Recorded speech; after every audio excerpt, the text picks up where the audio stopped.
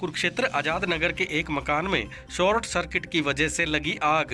बेटी के दहेज के लिए जोड़ा सामान, घर में आग लगने से सब हुआ स्वाहा।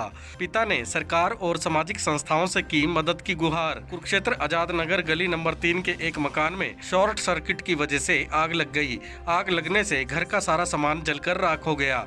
जब आग लगी तब घर पर मां और बेटी सो रहे थे, लेकिन जैसे ही धुएं से दम घुटने लगा तो दोनों बाहर की ओर भागे और पड़ोसियों की मदद से आग को बुझाया, लेकिन तब तक घर में रखा सारा सामान जलकर राख हो चुका था।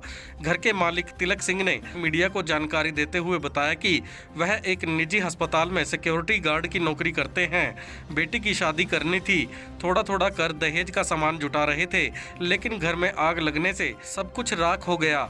घर में अब कुछ भी नहीं बचा।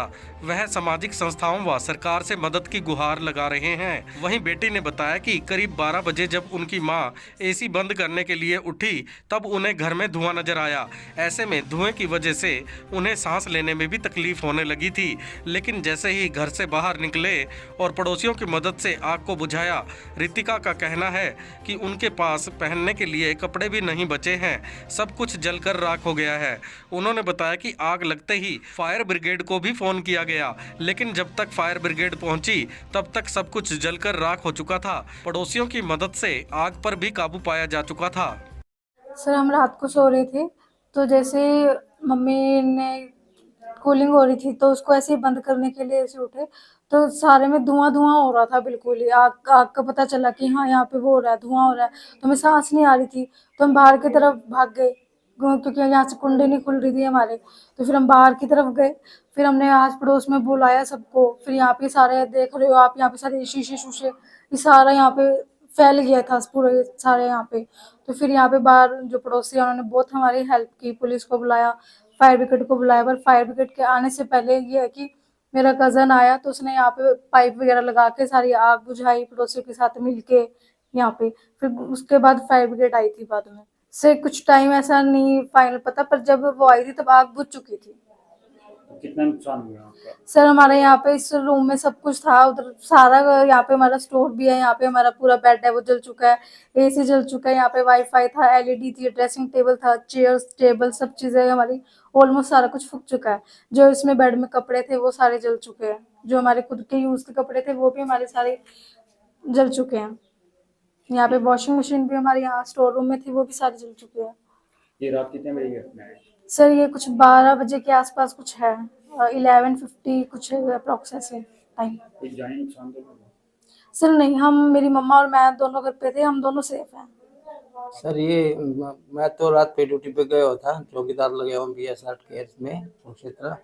बाकी ये बिजली के शॉर्ट सर्किट के कारण आग लग गई थी। बिटिया सो रही थी और इसकी मम्मी थी, और ये जैसे ही धुआं होया तो ये बाहर निकल के बाकी हमारे जो आस पड़ोस के बंदे हैं उन्होंने हेल्प करी। और 1 घंटे के बाद फ़ोन कराया ही ना पड़ोसियों ने, भी फायर ब्रिगेड आई और 112 पे फ़ोन कराया, पुलिस भी आई। बाकी हमारी यही रिक्वेस्ट है, अभी हमारा कई सामान सारा जल के राख हो गया, हमारे कपड़े तक नहीं रहे हमारे पास, और जो भी है सब आग के बाद हो गया। हमारी यही रिक्वेस्ट है कि ये पूरा घर जल के खाक हो गया, अभी सरकार की तरफ से कुछ हमारी हेल्प की जाए, और यही अर्जी है हमारी जी। बाकी बेरोजगार आदमी है जी, कोई साधन भी नहीं किसी किस्म का, तो यही प्रार्थना है, अभी यही अपील है, अभी हमारा कोई आर्थिक सहायता की जाए। बेटी की शादी के लिए सामान जोड़ा अच्छा, कुछ बेटी की शादी के लिए सामान धीरे धीरे करके जोड़ रहे थे, वो भी सब राख हो गए। ये था भी चलो गरीब आदमी थोड़ा थोड़ा करके जोड़ लें, वो भी सब जल के राख हो गया जी। अब बहुत मुश्किल है वो समस्या, और ये भी हमारे पास तो अब ये भी नहीं है, अभी हम कहीं मकान किराए पे लेके बैठ जाएं या वो कर जाएं, ये भी आर्थिक तंगी होगी बहुत ज़्यादा ही।